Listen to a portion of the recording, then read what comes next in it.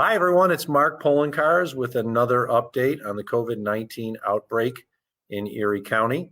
Little different setup today because we're going to have Dottie Gallagher from the Buffalo-Niagara Partnership calling in and doing a presentation as well on our business survey as part of the Economic Task Force. Also joined by Kate Shaver from Deaf Access Services, who's providing the American Sign Language to our folks at home who may have a hearing impairment or disability. I want to thank everybody for the work that they've done in reducing the amount of traffic by doing smart physical distancing or the social distancing, of course. We've done a very good job of that, and I think it shows with regards to some of our reducing numbers as it pertains to caseloads and hospitalizations. But we'll go through a number of things right now.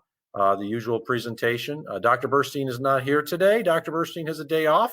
Though a day off for Dr. Burstein is not your normal day off. I've already been on the phone with her a couple times, and I know she's working hard, but from home, so at least she's not in the building.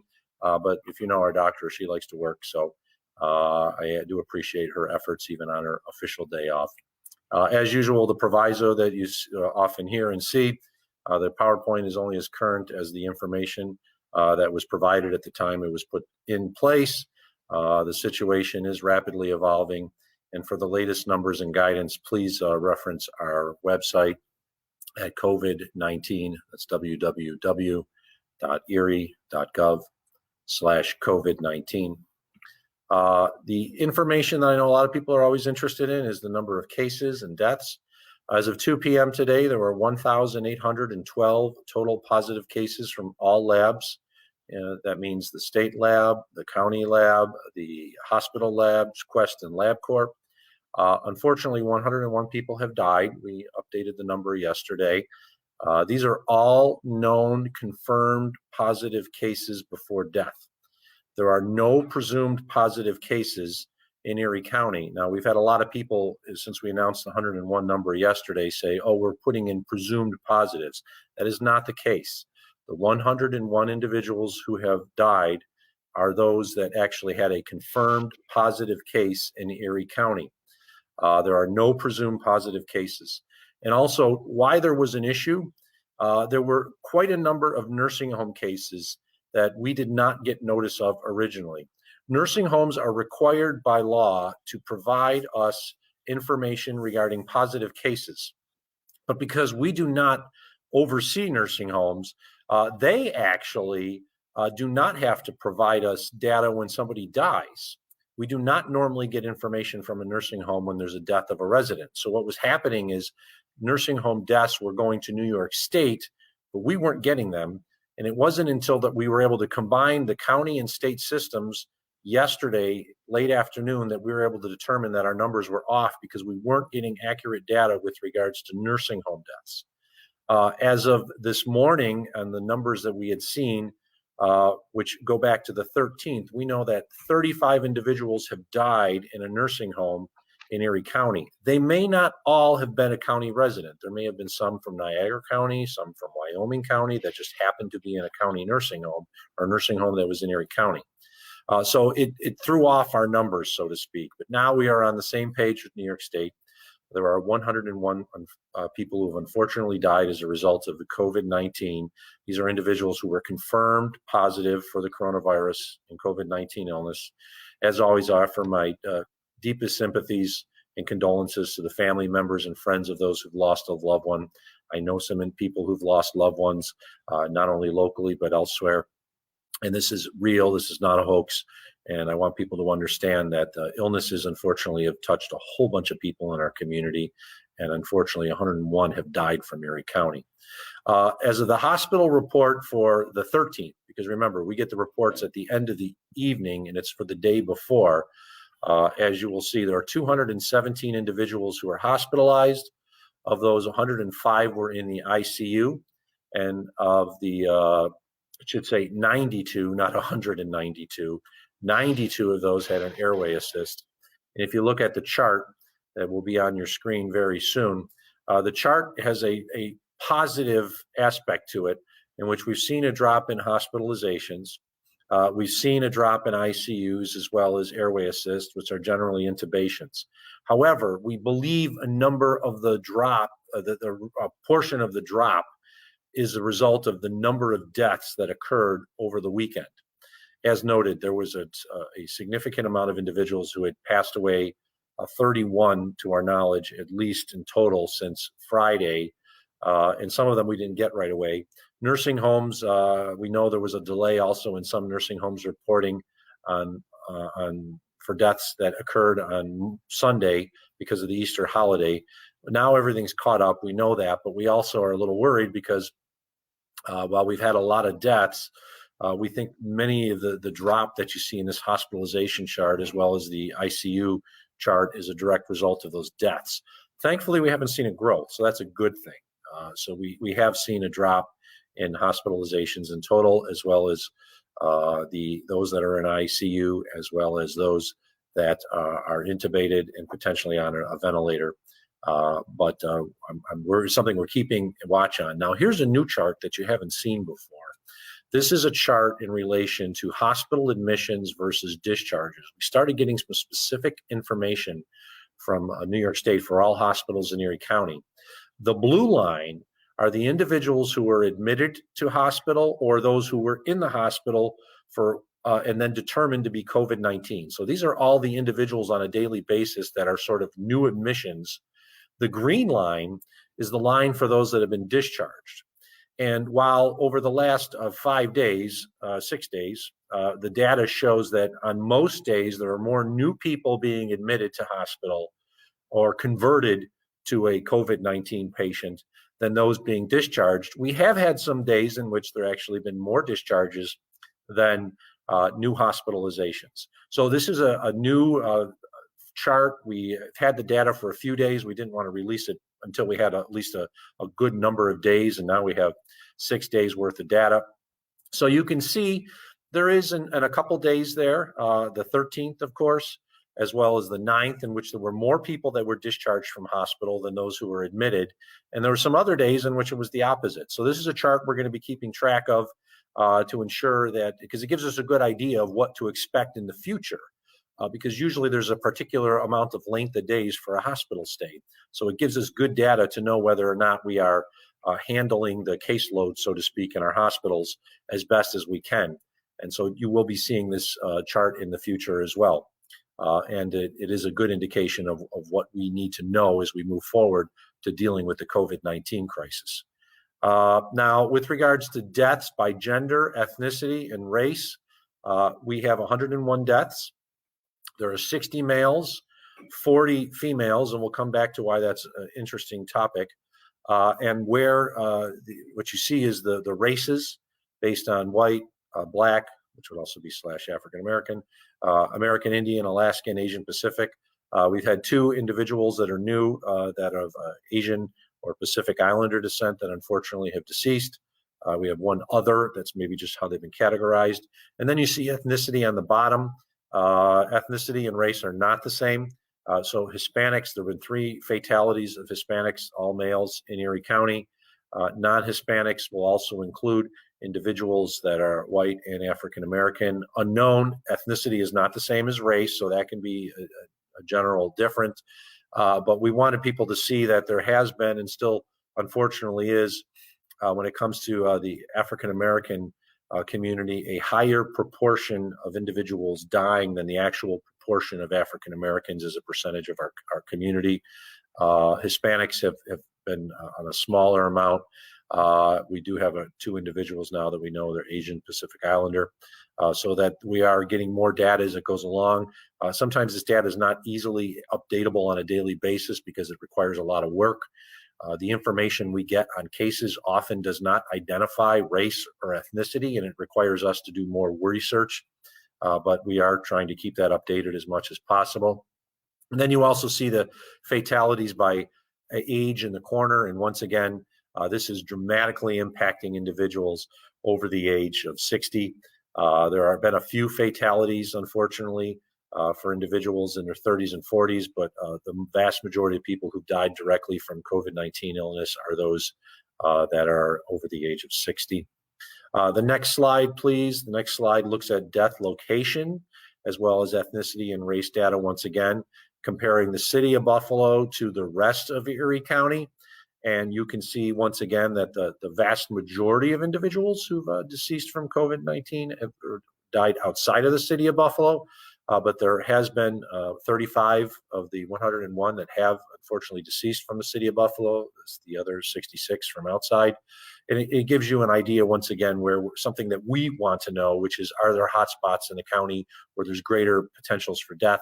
That's why we also have the zip code map. That's why we keep track of things by towns and villages internally to see if there are particular areas that are hotspots. It is data that we think is very important for trying to address this, including dealing with some of the health disparities that may exist. So we wanted to share that most recent data on the 101 individuals who've unfortunately deceased as a result of COVID-19. And then the case for the 1,812, this is a breakdown by males and females and age. And as you can see, pretty much any age can get COVID-19. We once again are letting people know that it is very important to note, just because you're younger does not mean you are not going to get it. You are not immune. Anyone can get it, depending on your age and issues you may have, comorbidity issues. You are much more at risk potentially for an illness or death. But as you can see from this graph on the screen, it's pretty much every age range that has it. And there's really no difference compared to somebody who may be over the 70 to 79 versus the 20 to 29 as a percentage of all of our cases. So I think it's important for people to note that. And then you see the breakdown by male and female. Why is this important? Well, what we saw a few slides ago was that there were, I think, over 60% of the individuals who died from COVID-19 were male. But as you see, a majority or plus are actually who have the illness are females. So once again, we think this is an example of how males, as they get older, have more comorbidity issues, have more issues, underlying health issues, and as a result, are more susceptible to serious illness or death than females. But it's just some of the data that we're keeping track of. We know our friends in media are always interested in this data, just like we are, and it's stuff that we want to share with the public so they understand exactly what we're dealing with on a daily basis and the information that we bring in and then use to try to address the issue in our community. Response, we have a big response, of course, with regards to the COVID-19 outbreak. And things I really want to highlight, we received a package of PPEs yesterday. A delivery came in from New York State, including 29,000 N95 masks. These are NIOSH approved masks. So these are not your fly-by-night masks. These are masks that are high quality N95. So we have 29,000 of those that came in, 192,000 surgical masks, the procedural masks, these types of masks that people see, 192,000 of those came in, 84,000 gloves came in as well. And we'll be distributing them based on the parameters that we received from New York State and the directive from New York State. When I say directive, it's based on requests from healthcare providers. They request a certain amount, they provide us a certain amount, and so we provide that. And if there are leftovers, then we will also try to provide it to healthcare providers based on need. But good news, we got some N95 masks in. It's not as much as we need. We certainly have more on orders, and we have crews that are working very hard to bring more in from across the United States. We are a little suspect about N95 masks coming in from outside this area based on what we've seen and what we've seen elsewhere. So we're working, when I say area, I mean the United States and North America.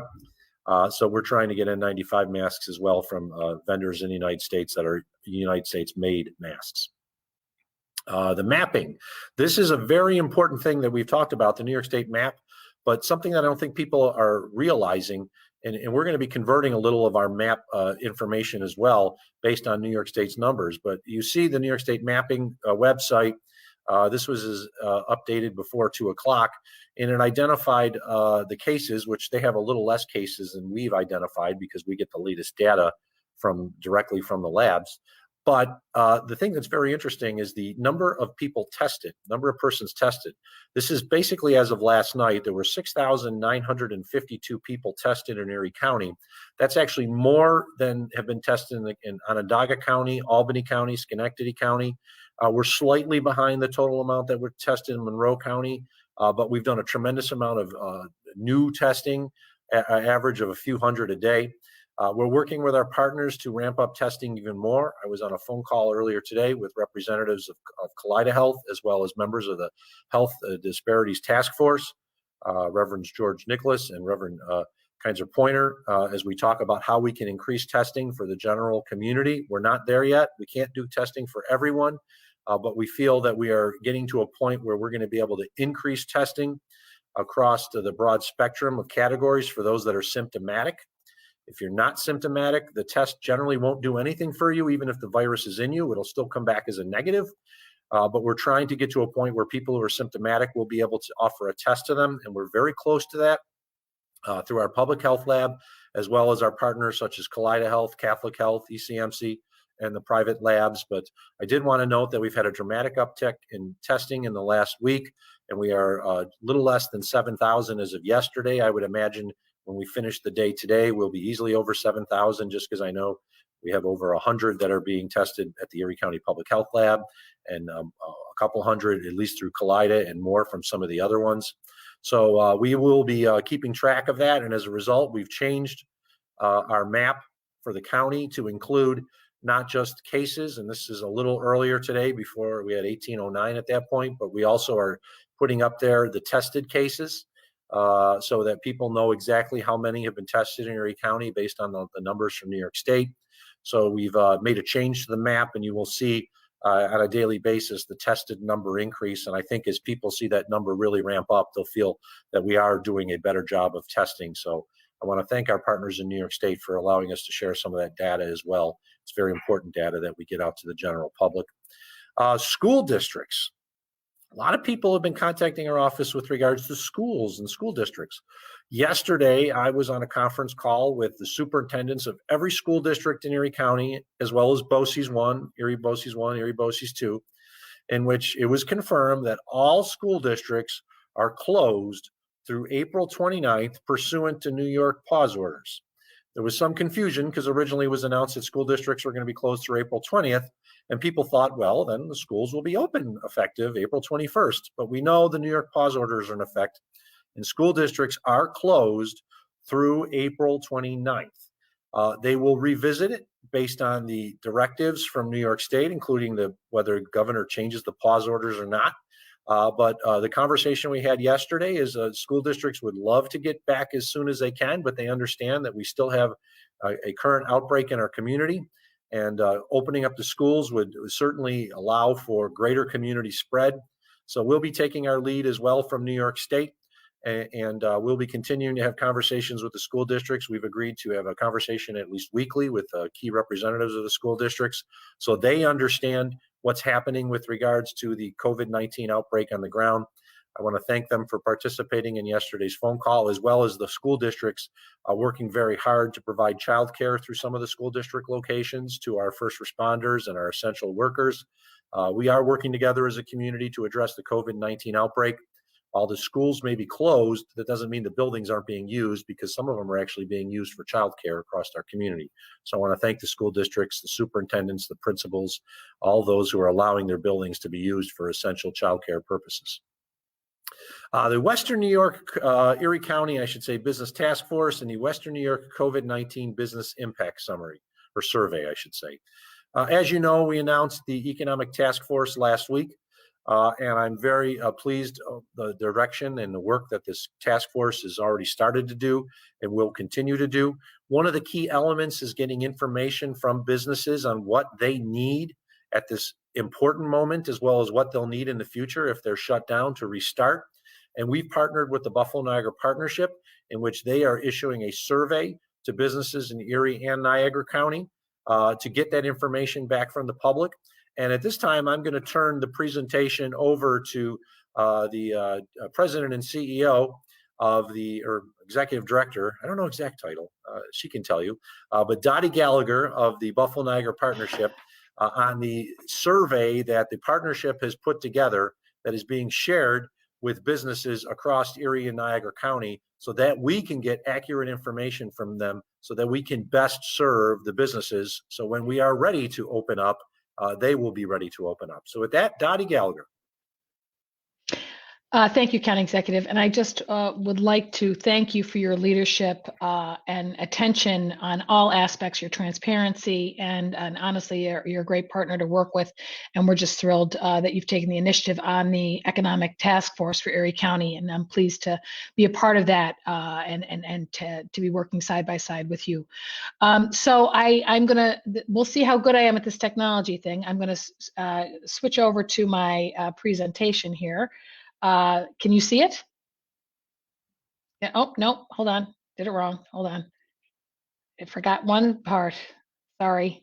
Here we go. There we go. Can you see it and can you hear me? Hello? I can hear you. We can hear you, Oh, okay. but we still see you. Can you see? You still see me? Okay. Well, I don't know exactly what's going on. This you can tell I'm an old lady. Here we go. Wait a minute. Hold on. My entire screen. Your people gave me great direction. It's me screwing it up. Okay. Now I think I got it. Now can you see it? Yes. So why don't we go to the great. full Well, screen with her presentation? Okay, great. So I'm going to walk through some of the details on this with all of you and who are listening. And I just want to make a point of saying that this survey is really for businesses, not individuals. And we'd like as many businesses as possible to take it.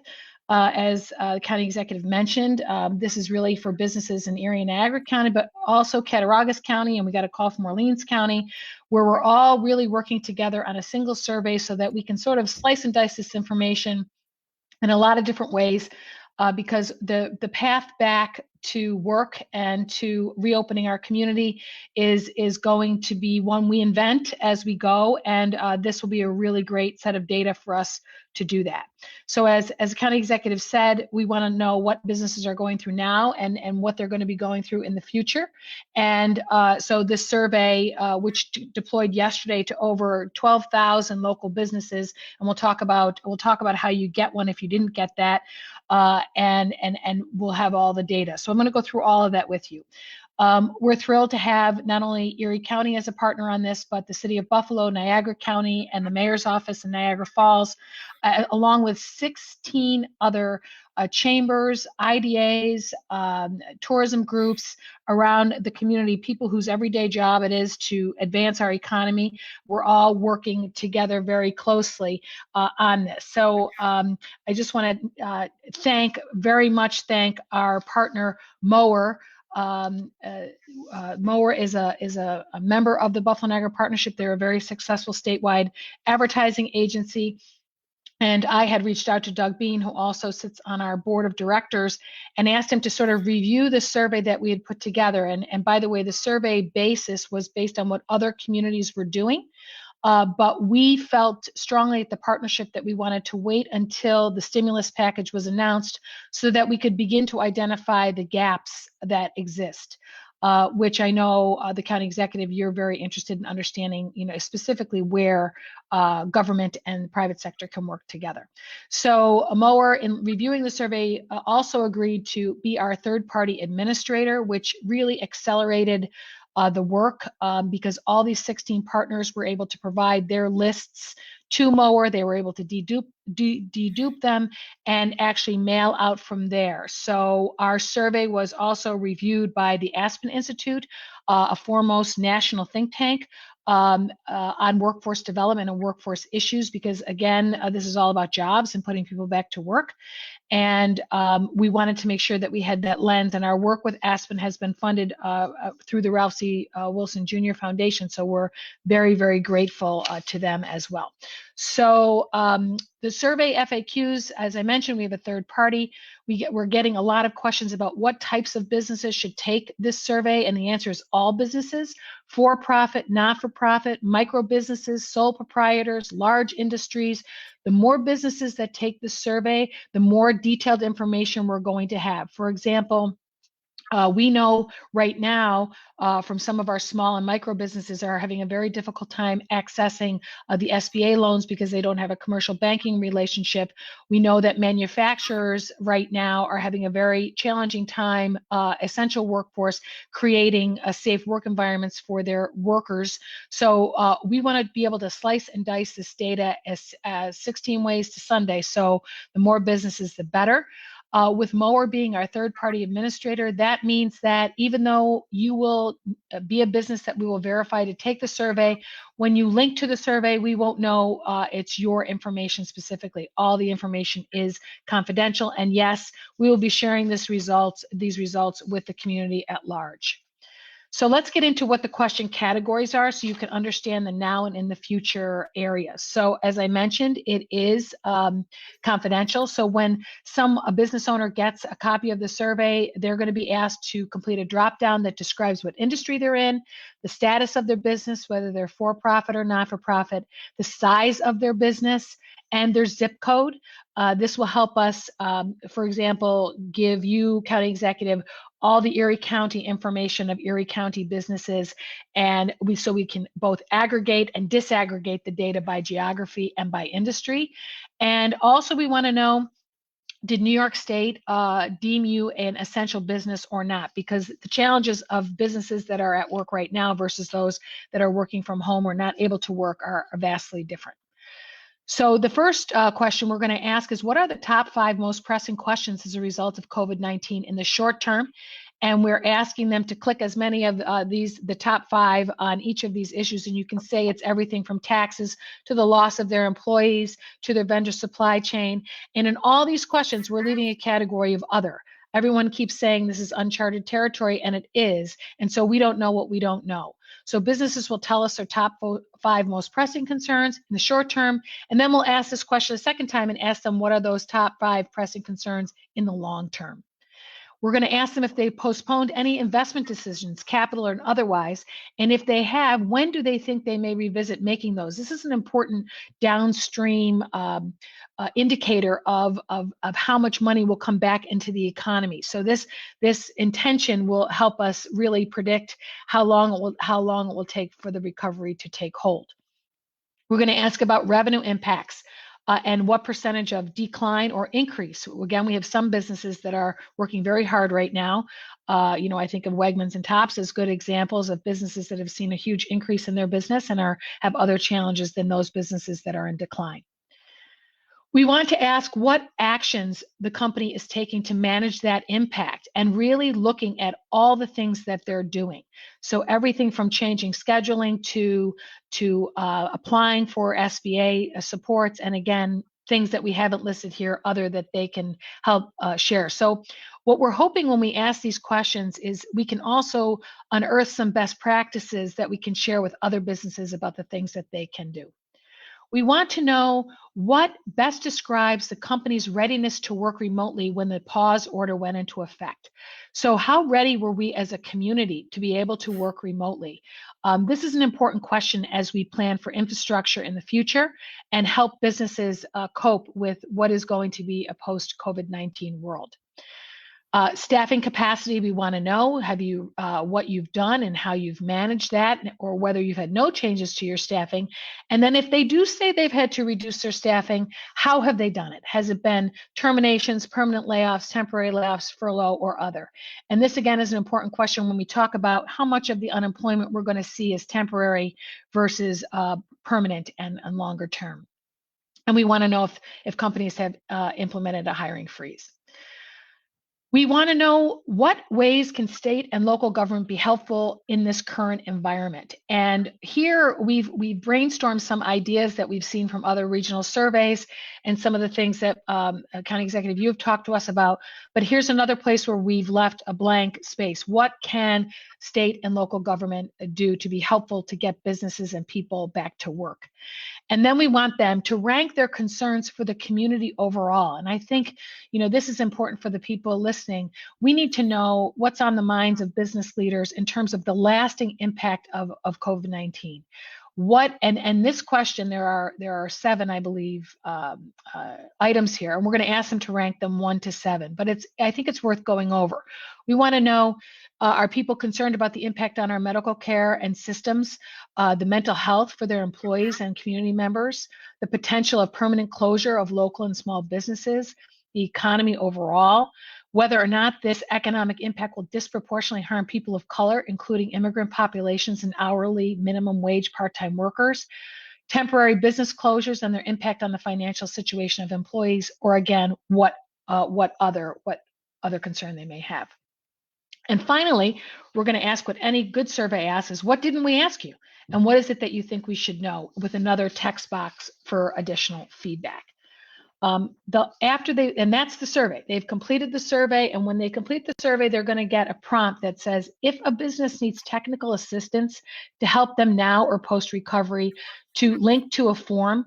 And we're also going to ask businesses if they have expertise they want to lend to other businesses, there's an intake form for them as well. And I know, County Executive, this is very important to you, that businesses are really getting their individual technical assistance needs met. The categories you see listed here, human resources, remote team management, navigating security infrastructure, SBA loans, all of these things. I don't need to read the whole slide, but these are the buckets that we're looking at. And I want to assure the folks listening and you, County Executive, that we have retooled the entire staff of the Buffalo Niagara Partnership to be part of the technical assistance teams. And we already have leading employers in the region who are poised to help provide technical assistance to people who ask.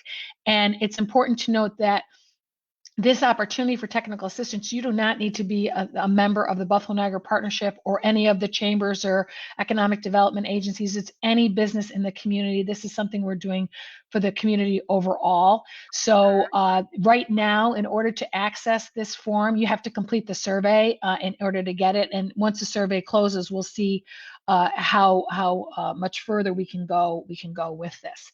But in the meantime, I just want to mention that businesses that have needs right now, and I know, County Executive, you have promoted our page on our website, but just to give everybody a preview, we're putting out bulletins, all the webisodes that we're doing on topics of interest. We keep recordings of them up there, so even if you weren't able to be a part of the live event, you can still listen in. We have legal, finance, and HR information, and the business assistance that is available right now. We have links to local health updates, including the counties, and best practices as we find them along the way. Daily, we are, well, not daily, but whenever is necessary, we are updating folks with blogs and bulletins to keep the business community informed. And again, our lane really is around businesses. Individuals who need help can certainly go to 211 in the United Way, but we are positioned to help local businesses as we bring the economy back online. So if you are one of the 12,000 or so businesses that did not get the survey, you can go here to the partnership.org/impact survey and fill out the information. You will go that we're actually putting every request for survey through a process to verify that it's a business taking a survey and not an individual, because we want to make sure that we can really use the data and make sure that it's valid all the way through. And that's what the intake form looks like. The survey was deployed on Tuesday. It will close on the 24th. It will take you about 10 minutes, a business leader about 10 minutes. We would ask, some businesses may have, because we have multiple individuals at the same business that may have gotten the survey, a business only needs to complete one survey. In a worst case scenario, we'd rather have 2 surveys from a business than no surveys from a business. But it closes on April 24th. So there's plenty of time if you have not gotten the survey to request one. Those 12,000 businesses, it says mower research in the subject line or the sender line, so you know where it's coming from. The results will be digested and reported out by mower to us, and we will be doing a public webinar on May 6th at 1:00 p.m.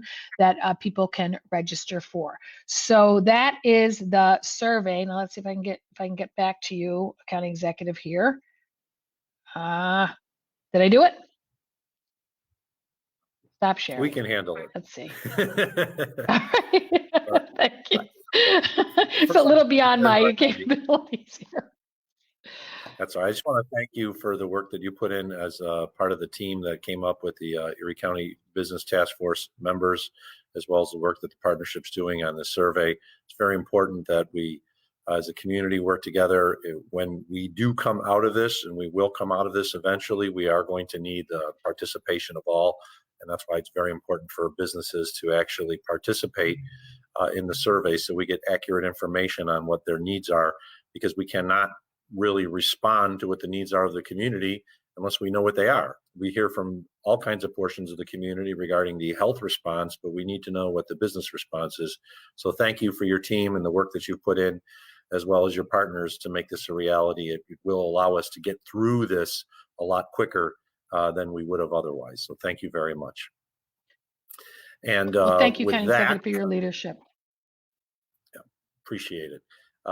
With that, we will now just talk a little bit about just finally the partnership that Erie County has with our friends with the Buffalo Niagara Partnership and others on the task force. And at this point, talk about the call center once again. Remind everybody that the Erie County COVID-19 hotline call center is up from 716-858-2929, and that you can ask any health-related questions to the call center. And they will be able to answer it from 8 a.m. to 8 p.m. each day. We have high call volume at various times, including anytime I mention the phone number. But we want to ensure that you also have the opportunity to call, so that's why it's open from 8 a.m. to 8 p.m. Do not ask hypothetical questions. I know they're going to get that stuff on the screen very soon as they're working to clear out the one section. But there we go. The high call volume, as you've seen before. Lots of calls come in, and sometimes you call and you may get a little delayed, but everyone's getting answered, and there's no waiting for like minutes. It just might take a few extra seconds for a individual to respond. Our Erie County website, erie.gov/COVID-19, is of course online and gives you the opportunity to do research right off the bat. And there's information regarding to the business community there, including the links that you need to, if you sort of didn't catch the links with regards to the business survey, you can get that information there, as well, of course, the two very other important websites, New York State's, as well as the CDC, which is just coronavirus.gov. At this point, we'd like to open up the phone lines to questions, and Dottie will be available also to answer some of those questions. So we will go in order as I have it on my sheet here, starting with WKBW TV. Ed Riley, I believe, is there. Ed, are you still there? Can you hear me, Ed? Are you there? Oh, we seem to have lost Mr. Riley in Channel 7. How about Channel 4, WIVB TV? Is anybody there from Channel 4? Hi, Mark. It's Kelsey Anderson. Hi, Kelsey. First of all, I want to mention the results here as well. After me. So my question is, legislator April Baskin submitted a resolution to create a essential worker bus pass because there's too many non-essential people riding the buses. And the NFTA responded to that, and they said 99.5% of the buses have less than 15 people on board, and they really don't want to create a bus pass interaction, a fare collection interaction. So what are your thoughts on this bus pass, and will buses continue to be free for everyone? This is the first time I've heard of Legislature Chairwoman Baskin's proposal. I had not heard of it before. I haven't been in contact with Kim Minkle, the executive director of the NFTA, with regards to the essential workers, and I was receiving the same numbers as you've been provided, that 15 people or less are on almost every bus and train, and there were 9 people or less on about 94% of buses and train cars. I have not seen the legislature chairwoman's proposal, so I really can't comment on it. But I do know the NFTA is very concerned about non-essential people being on buses and trains, and that's one of the reasons why I've talked about it as well, and how we should really only be utilizing buses for essential personnel. There are healthcare professionals that are going to and from work, and if they are coming from work, they may have been exposed to COVID-19. So if you don't have a reason to be on the bus or need to be on the bus, I would suggest you're not there. I guess we'll take Chris's question if he's there at this moment. Yeah, hi, Executive. Good to talk to you again. questions for you as it relates to nursing facilities. First, the discrepancy in the fact that they're reporting information like that to the state, not to the county. I do understand by law the state is oversight, but would you call that a glitch in the law, or would you say the nursing home should have the responsibility to report that information to the county? You're not required by law. That's my first question. I'll let you answer that. Well, it would be helpful and beneficial in a pandemic to have them report directly to us as well as New York State, but they are not required to. And in most situations, they would not normally respond with a notice to the county on deaths. That would eventually be received by the state and then would be received by the county through the mechanism that exists. But that was one of the reasons why there were delays, is that some nursing homes were reporting to the state. The state was getting the information. Others appeared to not really report deaths that occurred late Saturday and Sunday because of the Easter holiday, and they came in on Monday. But we believe we're all caught up and we're matched right up with New York State now on the numbers. We don't have the power with regards to nursing homes that I'd like in most areas. We do have some power, but New York State controls nursing homes, and they're the ones that decide how they're going to share that data. So unless New York State changes it, I don't expect to get that data directly from nursing homes. Okay, and I know you're familiar with the information that the state released earlier this week on nursing home. That data indicates that a little more than a quarter of the coronavirus-related deaths statewide are involved nursing home numbers. In Western New York as a whole, including your county, obviously, that number is almost half. That percentage is almost half. Why do you think it is that in Western New York we're seeing a greater rate of deaths among people living in nursing homes than the rest of the state? Well, that wouldn't be, the question was the rate of deaths compared to nursing homes, of overall, I should say the rate of deaths in nursing homes compared to overall deaths. There are 101 deaths in Erie County right now, and we are aware of 35 deaths that have occurred in nursing homes, but not all of them may have been a county resident. We can attribute 31 of them being, so it's basically 31%, 30% or so. I can't really talk about other parts in the community. I do know that there's some very good nursing home operators here that are doing their best to ensure that individuals are protected. Nursing homes are required under New York State law to take in patients who may be positive for COVID-19. And of course, nursing homes are often taking the most frail in our society. So it is not a total surprise to see that nursing home deaths would be potentially a larger proportion of the overall deaths because of the individuals that they have on site and that they're required to take COVID-19 patients. They cannot reject them.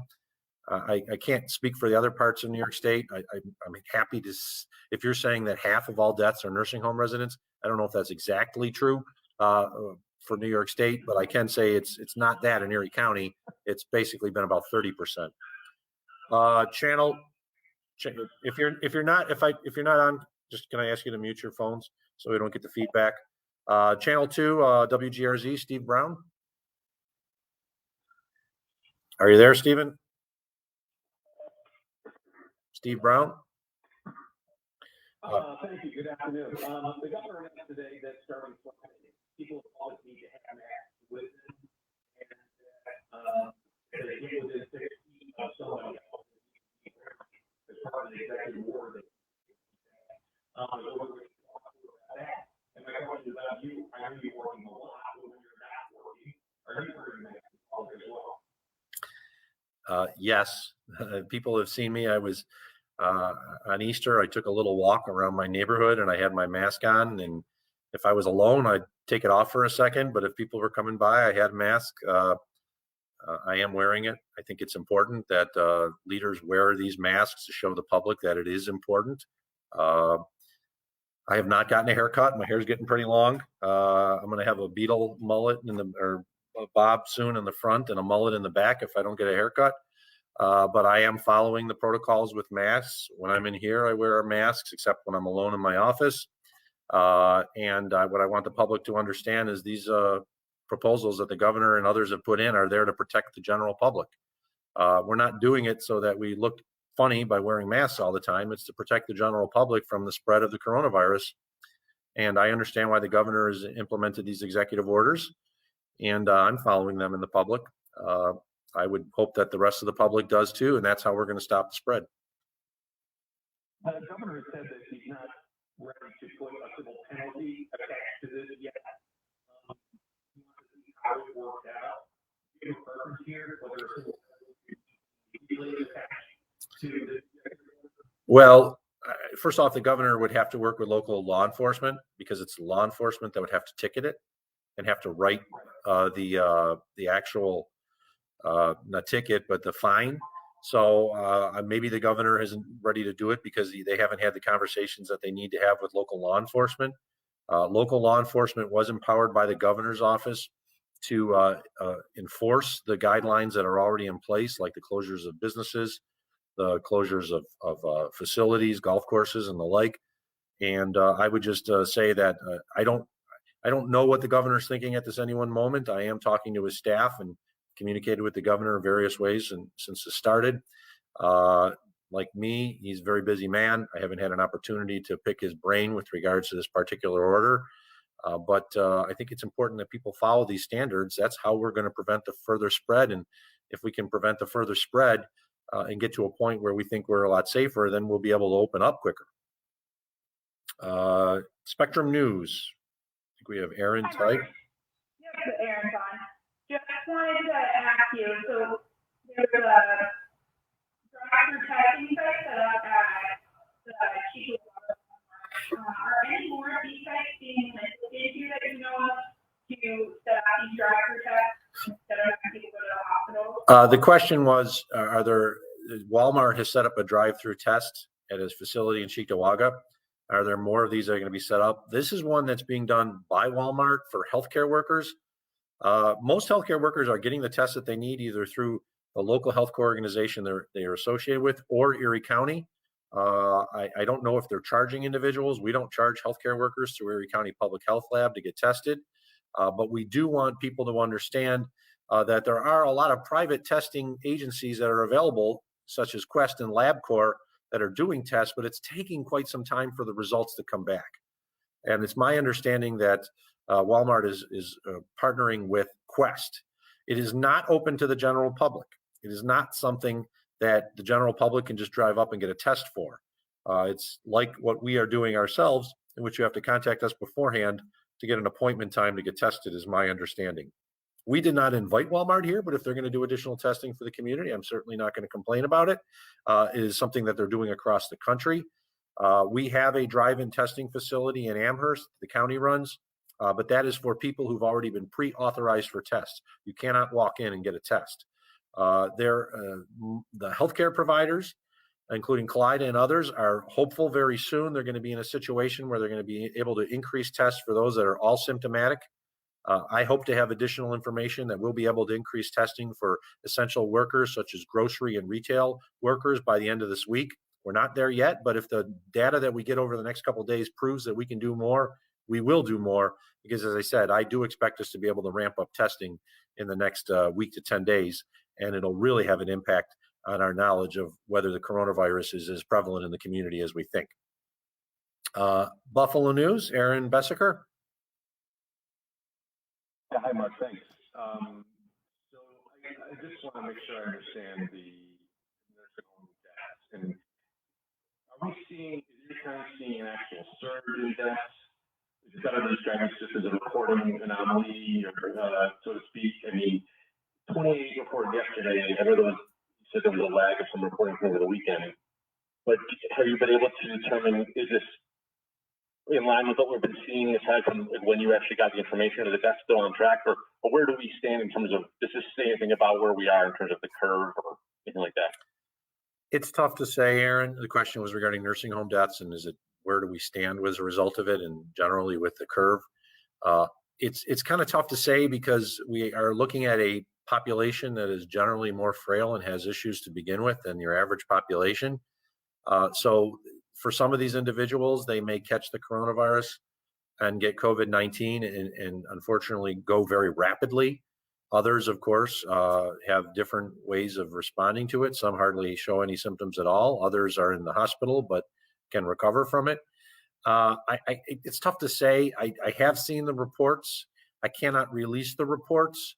When I say reports, it's the reports from New York State with regards to specifics of how many people have been tested per nursing facility, how many people have died that were part of their original population, even if they died in a hospital. And I have been in contact with a number of the leaders of various nursing homes talking about their issues. I do feel that they are doing as good a job as possible to separate the populations from the COVID-19 and non-COVID-19 populations. But we were always worried about nursing homes. As you see what's going on across the country, there's some nursing homes that have been decimated by COVID-19. And I just want to note that while New York State Department of Health is taking the primary lead with regards to addressing these issues, our Erie County Department of Health and myself have had conversations with these nursing homes to ensure that they are doing the best possible to protect their residents who are truthfully the most at risk. So I can't give an exact answer on whether this tells us where we are as it pertains to the curve, but we are, of course, very concerned about individuals in nursing homes and the impact that COVID-19 is going to have on that, because we're seeing it already. We were aware of it, 31 deaths in Erie County from residents of nursing homes.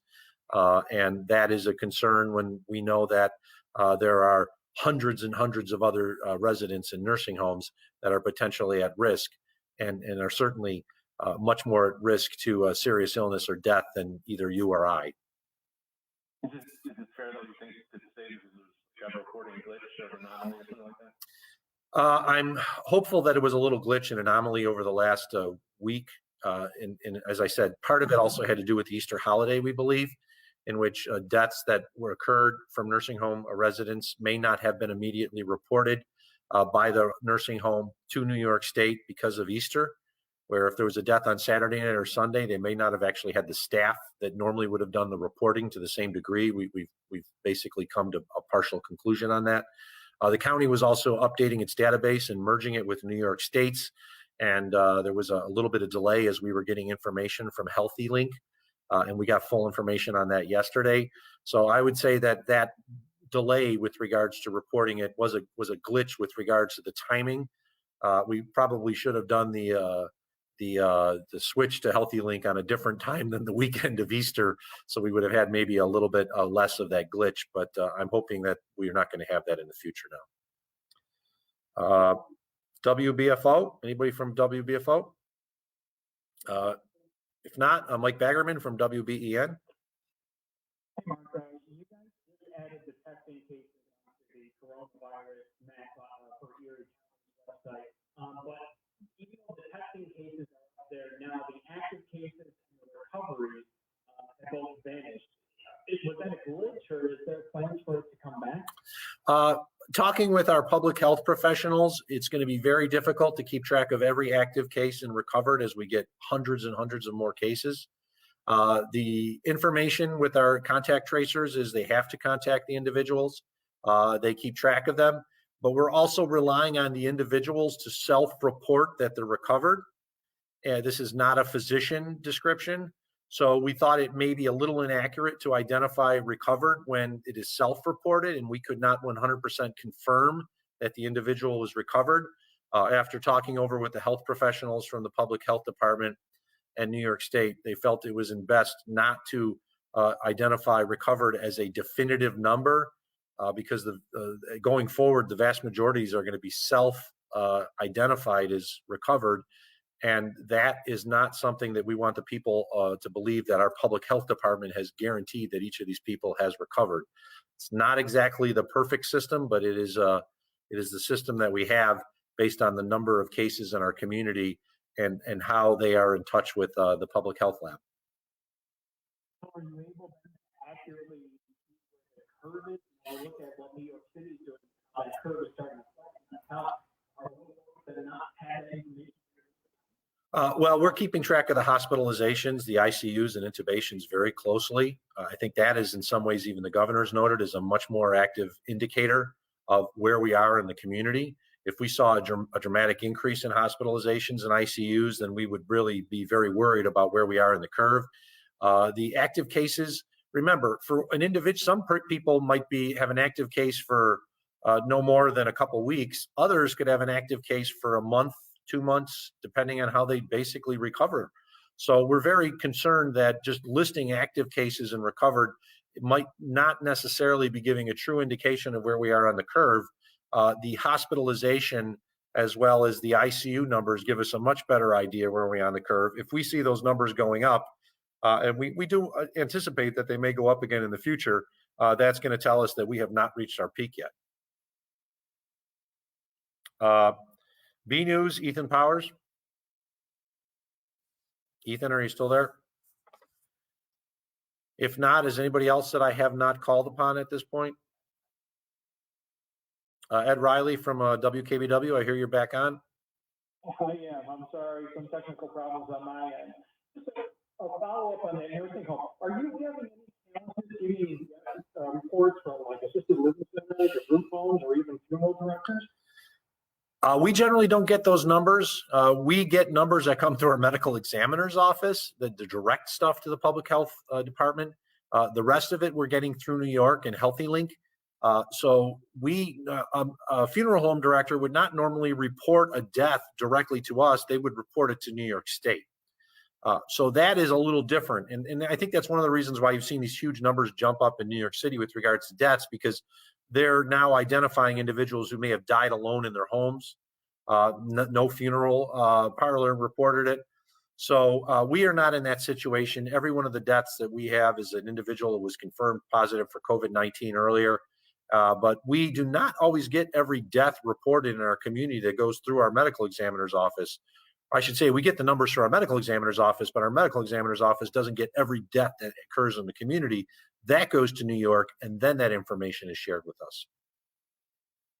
Is that going to change at all? Will it make it faster? Is that what you were saying before? We think now it will make it faster for the county to get that information because we are now tied directly into their system.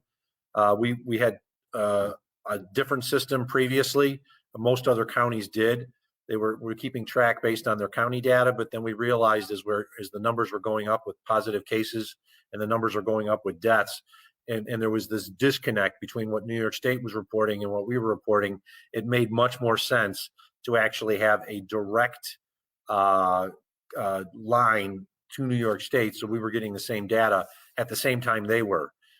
There may be a difference in when New York reports it because they're generally updating their figures just once a day, and we are updating ours multiple times a day. But I think going forward, we're going to eliminate that problem and that disconnect that we saw beforehand, but specifically was noticeable this weekend when we had we were listing at one point at 61, then it was 66, and by the end of yesterday, it went up to 101 deaths. And it primarily was because of this little disconnect that we had. Just one more question.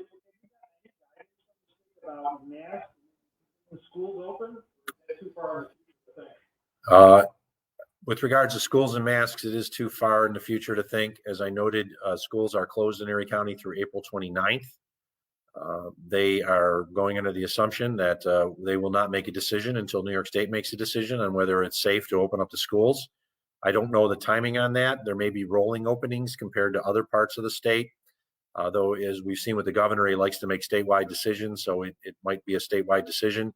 And at that point, I assume they'll make recommendations from the New York State Department of Health as well as the New York State Education Department on what is appropriate for teachers or children to wear when they return to school. Thank you. You're welcome. Anybody else? Kelsey, do you still have a question from Channel 4? I believe we're all set. Thanks so much. Okay, Steve Brown, any more questions from Channel 2? To the issue about I understand correctly, there was an inspection issue that there weren't people available to be able to do that sort of thing. From a colleague in the newsroom, were there not folks that normally would be involved in things, sanitarians that normally would be involved in restaurant inspection or other workers within county government that could do these inspections of these campsites to open them up? And what about RVs that are kind of self-contained? Couldn't they be using campground sites to kind of shelter in place, but away from others? The question was regards to the order that I signed yesterday as recommended by the Department of Health for closure of campgrounds. We are going to revisit that on a weekly basis. The orders must be reviewed on every 5 days. It's not like they just can continue forever. Part of the problem is the Erie County Department of Health is required under New York State Sanitary Code to actually go out and confirm that camp locations, primarily the bathrooms, the shower facilities, areas where people congregate are safe. And right now the sanitarians that do that type of work are actively all involved in the COVID-19 response. I can tell you that the head of the sanitarians in one section of it, Tom Muscarella, some of the other folks are working with our nursing homes and getting them PPEs and other things. So the sanitarians are actively involved in the COVID-19, but I have talked to our health commissioner, Dr. Burstein, about the possibility of getting sanitarians out. It's still early. Most campgrounds are not open yet. A few have, but we did receive some reports of campgrounds and congregation and issues associated with where could we confirm that the bathrooms and the other facilities that were congregate sites could be safe? And the answer was, until we get out there, we cannot do it. So I'm hopeful that this is going to be a temporary order from a standpoint of this is not going to go on for weeks and weeks. I know there's a lot of people that were critical of it yesterday saying, oh God, you must have never camped. I have camped. I like camping. I like being under the stars, and it's no better place to be in the woods to take your telescope and see the Milky Way and the stars. But we could not guarantee the safety of the facilities. And if we cannot guarantee the safety of those facilities, they cannot open at this point. But I am hopeful that if we do continue to see these downward trends with regards to hospital admissions, as well as overall positive numbers coming in, that we may be able to put some of the sanitarians back in the field to confirm that the campgrounds are safe. And we will revisit this as a 5-day period, because that's what I have to do under New York State law. Thank you. You're welcome. Aaron from Spectrum, any more questions?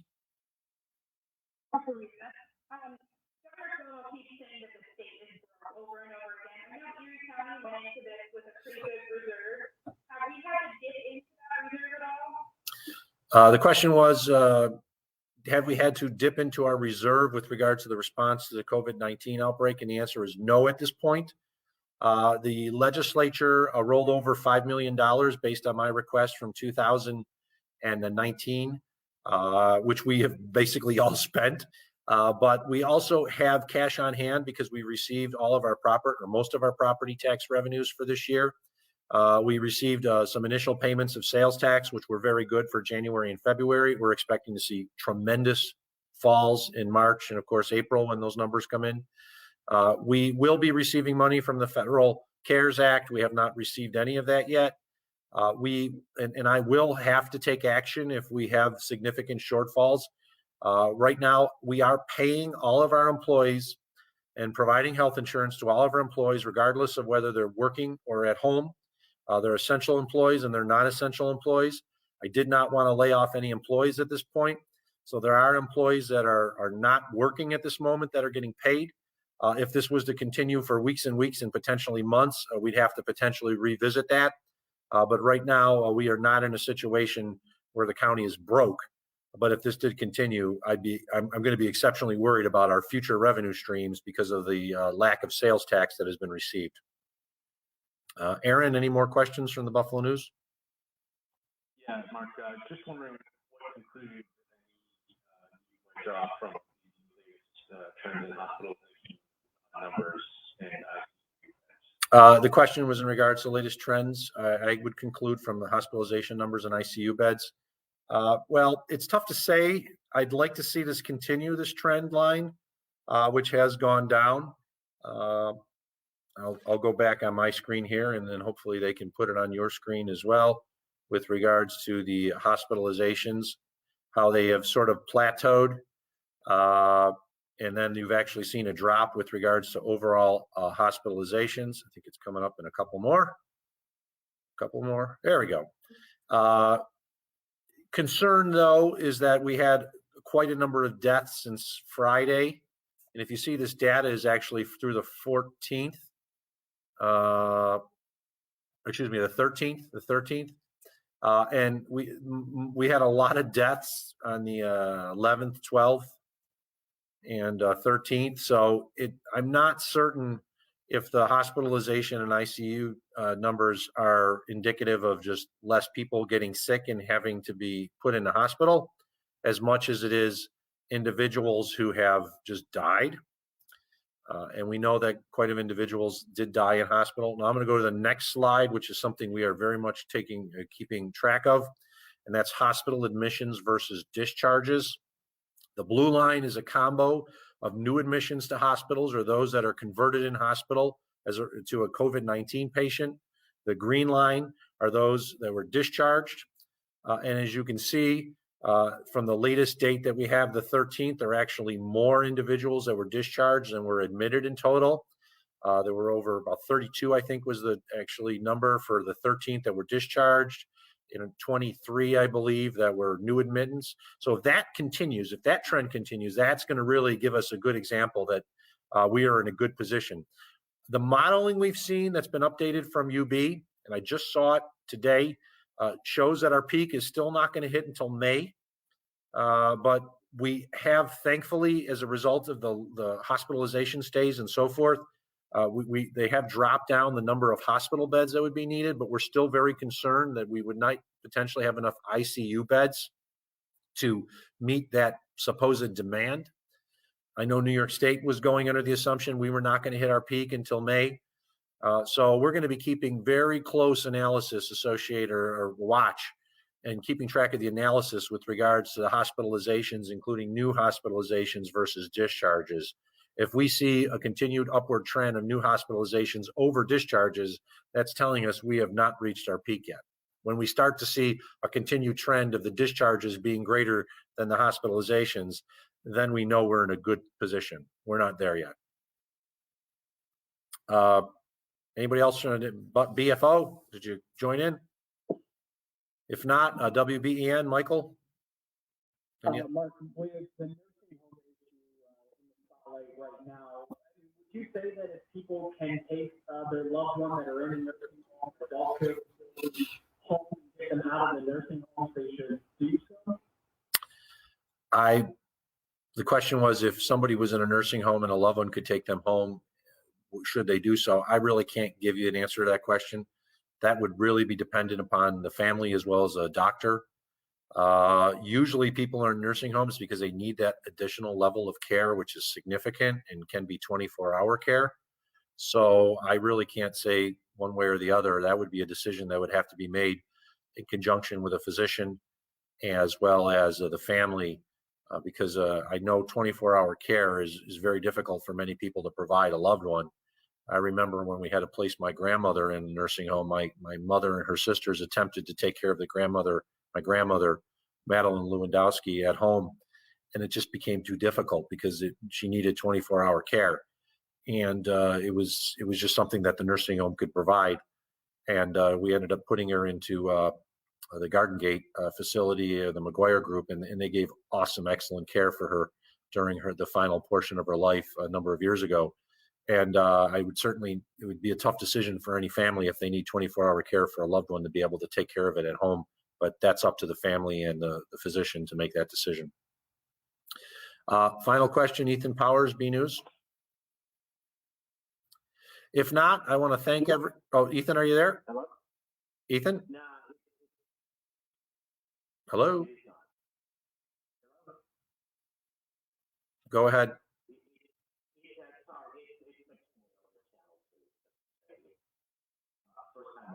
David.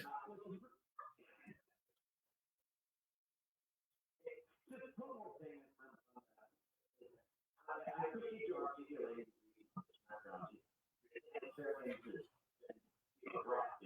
I think we can all understand that. It's kind of regular health inspections of restaurants that before you seeing what occurred from your office. So if you can't do health inspections of restaurants, I mean, close those too.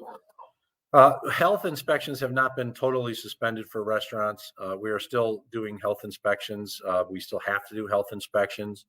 If we get questions or comments with regards to a restaurant, we have to go out. It's a little different. Campgrounds are, it's not like food where people need to eat, and restaurants are in existence to provide food and are providing sustenance for many portion of our community. My goal is to get the campgrounds open truthfully as quickly as possible. And if it looks like we're able to get sanitarians back in the field to do some of this analysis in the next week, then we would do that. I don't want to keep them closed for any extended period. Your colleague, Mr. Brown, asked about issues associated with self-contained campers, and it is true that there are self-contained campers that would have their own restroom facilities. Most do not have shower facilities, though, and a lot of these campground have joint shower facilities and or shower facilities that are generally used by all. And right now, we cannot guarantee that if someone went in there, they'd be able to say that the shower facility is safe enough so that you could not have a transmittal of COVID-19. So our goal is to get the campgrounds open as quickly as possible. When I first got the order presented to me, I asked, why is this being done?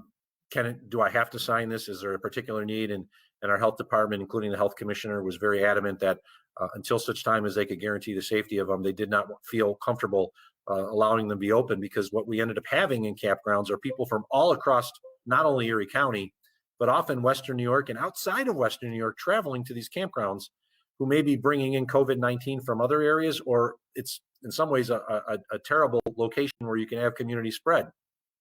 Yes, if there's 2 people in their tent and they don't talk to anyone else, then there's less chance for community spread. But if they go use the bathroom and the showers, they're touching water faucet controls, they're touching toilets, they're touching doors. If we can't guarantee that that's safe, that could be a breeding ground for community spread.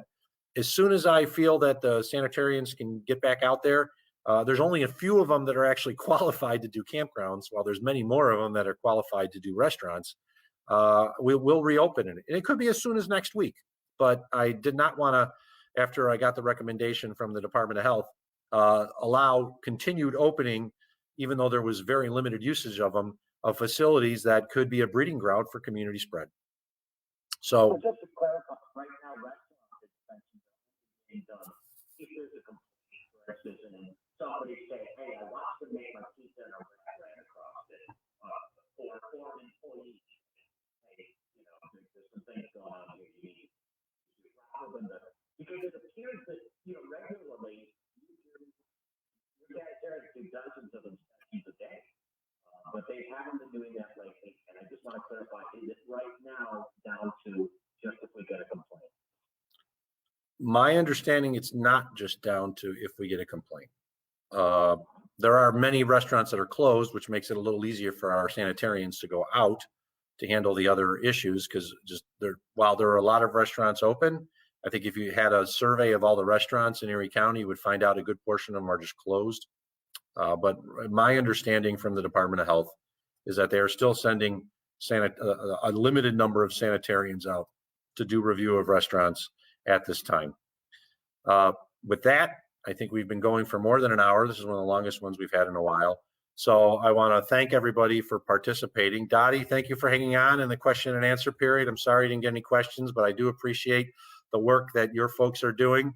And thank each and every one of the members of our Western New York Economic Task Force to help us get back through this crisis so that we can restore those jobs that were lost and continue to grow our economy like it was going before. In some economic development news, the executive committee of the ECIDA met by phone today, and I was very proud to put forth the name of John Capolino to be our next president and CEO, the current vice president of the ECIDA. We've had the recent leaving of Steve Weathers from the ECIDA. Business is still going on with regards to other things in Erie County, and I'm very proud to have put forth the name of John Capolino, which was unanimously endorsed by the members of the executive committee and will be presented to the ECIDA at its full board meeting. And I'm very hopeful that the full board will approve John's appointment as president and CEO. He's done a tremendous job on many projects, and I look forward to continue to working with John. It just goes to show that we're working on a lot of things other than just COVID-19, but I have to admit the vast majority of the work I'm doing is COVID-19, as well as our county staff. So thank you to Dottie and your team for the work that you're doing, as well as the other members of the Economic Task Force. With that, I just want to say once again to people, thank you for following the guidelines that are in place with regards to safe social distancing, being physically distant from each other. It's helping to reduce the community spread in Erie County.